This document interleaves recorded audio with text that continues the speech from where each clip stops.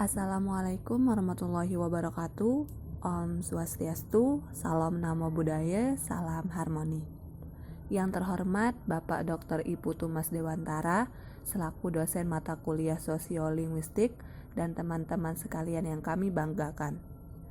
Perkenalkan, kami dari kelompok 3 terdiri dari Francisca Barus dengan NIM 20120130001, Asri Asmayanti dengan NIM 19120111046, Ruth Gracela dengan NIM 19120111038 akan membahas materi dari kelompok kami yang berjudul Pemertahanan Bahasa.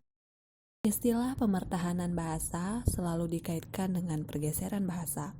Pemertahanan bahasa muncul akibat adanya pergeseran bahasa. Dua hal ini menjadi salah satu kajian dalam ilmu sosiolinguistik. Pemertahanan bahasa merupakan sebuah upaya mempertahankan bahasa agar terus digunakan di dalam suatu masyarakat bahasa. Hakikat pemertahanan bahasa. Secara umum, pemertahanan bahasa didefinisikan sebagai keputusan untuk tetap melanjutkan penggunaan bahasa secara kolektif oleh sebuah komunitas yang telah menggunakan bahasa tersebut sebelumnya. Fasol.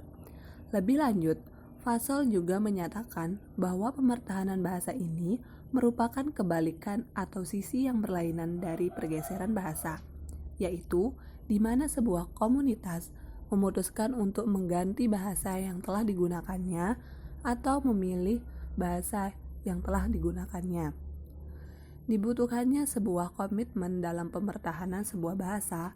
Hal ini dikarenakan tingkat kemajuan ilmu pengetahuan masyarakat yang semakin maju, serta semakin banyak bahasa asing masuk ke dalam kehidupan masyarakat. Hal tersebut bisa kita lihat dari maraknya perusahaan yang menyertakan kemampuan bahasa asing sebagai persyaratan utama untuk menjadi pegawai di tempat tersebut.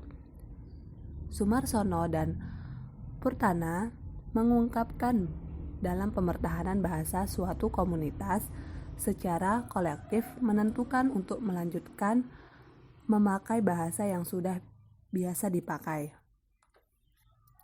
Terdapat beberapa hal sebagai bukti kepedulian masyarakat di berbagai belahan dunia untuk mempertahankan bahasa ibu atau bahasa daerah.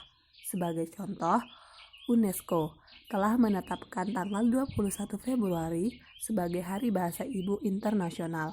Selain itu, di Indonesia pun pemerintah menunjukkan bentuk kepeduliannya dengan mengeluarkan beberapa kebijakan, di antaranya berupa peraturan menteri maupun peraturan daerah untuk mempertahankan, membina, dan mengembangkan bahasa daerah baik melalui jalur formal maupun informal.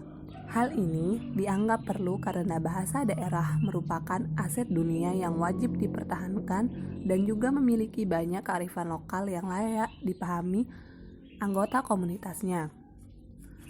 Keberadaan bahasa dalam kehidupan manusia mempunyai peranan yang sangat penting.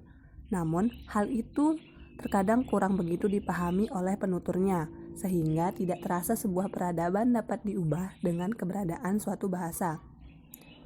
Disinilah faktor penutur bahasa menentukan keberadaan suatu bahasa di tengah-tengah kehidupan mereka.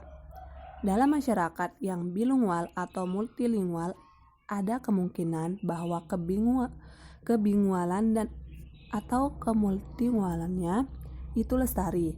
Mereka cenderung bertahan dengan bahasa mereka masing-masing, meskipun pada kenyataannya sebagian dari mereka ada yang bilingual dan sebagian lagi monolingual. Contoh pemertahanan bahasa Abu Bakar 1985 dari penelitiannya terhadap bahasa Cina dan bahasa Aceh.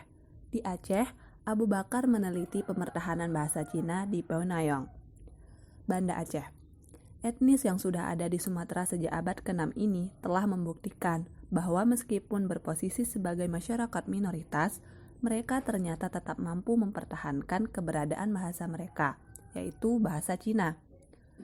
Hal ini ditandai oleh mampunya anak-anak mereka dalam berbahasa Cina, padahal peralihan generasi masyarakat ini sudah cukup lama. Yang perlu digarisbawahi adalah bahasa Cina yang dikuasai oleh masyarakat Cina di Peunayong ini adalah bahasa Ha atau barangkali dapat dikatakan dialek. Memang, belum ada penelitian lebih lanjut tentang pemertahanan bahasa Cina dialek Ha di Peunayong. Akan tetapi, sempat beberapa kali melakukan observasi. Di dalam observasi itu, Abu Bakar sangat sering melihat anak-anak etnis Tionghoa ini berinteraksi dengan menggunakan bahasa Cina, dialek Hok ini. Selain itu, juga dalam ranah keluarga kasus yang sama, penulis temukan antara ayah dan ibu, orang tua dan anak-anak mereka sama-sama berinteraksi dengan menggunakan bahasa Cina dialek Hok sebagai perantara. Meskipun tak dapat dipungkiri bahwa banyak masyarakat Cina di Peunayong tidak mampu berbahasa Mandarin. Yang menarik adalah, meskipun mereka merupakan masyarakat minoritas, sebagian masyarakat etnis Tionghoa ini mampu menguasai bahasa Aceh dengan baik. Bahkan, dapat dikatakan kefasihan mereka berbahasa Aceh mampu menandingi penutur asli bahasa Aceh. Kasus pemertahanan bahasa juga terjadi pada masyarakat Loloan yang berada di Bali. Kasus pemertahanan bahasa Melayu Loloan ini disampaikan oleh Sumarsono. Menurut Sumarsono, penduduk desa Loloan yang berjumlah sekitar 3.000 orang itu tidak menggunakan bahasa Bali, tetapi menggunakan sejenis bahasa Melayu yang disebut bahasa Melayu Loloan.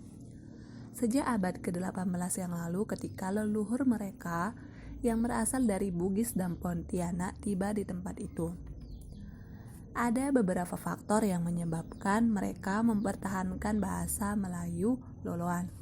Yang pertama, wilayah pemukiman mereka terkonsentrasi pada satu tempat yang secara geografis terpisah dari wilayah pemukiman masyarakat Bali. Yang kedua, adanya toleransi dari masyarakat mayoritas Bali untuk menggunakan bahasa Melayu Loloan dalam berinteraksi dengan golongan minoritas Loloan, meskipun dalam interaksi itu kadang-kadang digunakan juga Bali. Yang ketiga, anggota masyarakat Loloan mempunyai sigma keislaman yang tidak akomodatif terhadap masyarakat, budaya, dan bahasa Bali. Pandangan seperti ini ditambah dengan terkonsentrasinya masyarakat Loloan ini menyebabkan minimnya interaksi fisik antara masyarakat Loloan yang minoritas dan masyarakat Bali yang mayoritas. Akibatnya pula menjadi tidak digunakan bahasa Bali dalam berinteraksi intrakelompok dalam masyarakat Loloan. Yang keempat, adanya loyalitas yang tinggi dari masyarakat Melayu Loloan sebagai konsekuensi kedudukannya. Status bahasa ini menjadi lambang identitas diri masyarakat Loloan yang beragama Islam. Sedangkan bahasa Bali dianggap sebagai lambang identitas diri masyarakat Bali yang beragama Hindu. Oleh karena itu, penggunaan bahasa Bali ditolak untuk kegiatan-kegiatan intrakelompok, terutama dalam ranah agama. Yang kelima, adanya kesinambungan pengalian bahasa Melayu Loloan dari generasi terdahulu ke generasi berikutnya. Faktor-faktor strategis pemertahanan bahasa. Yang pertama, faktor prestis dan loyalitas. Setiap warga masyarakat akan sangat bangga dengan budayanya, termasuk dengan bahasa yang digunakan. Artinya, nilai prestis dari langue coach seseorang yang menggunakan bahasa daerah mereka di tengah komunitas yang heterogen lebih tinggi tingkatannya dengan bahasa daerah lain.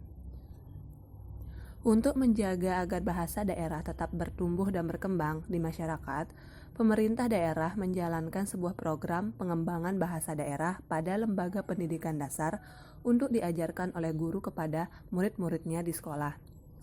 Yang kedua, faktor migrasi dan konsentrasi wilayah. Migrasi merupakan salah satu faktor yang membawa kepada sebuah pergeseran bahasa.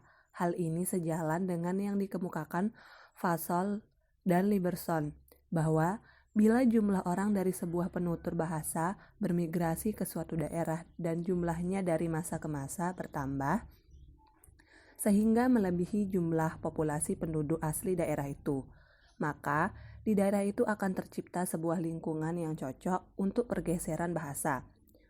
Pola konsentrasi wilayah inilah yang menurut Sumarsono disebutkan sebagai salah satu faktor yang dapat mendukung kelestarian sebuah bahasa.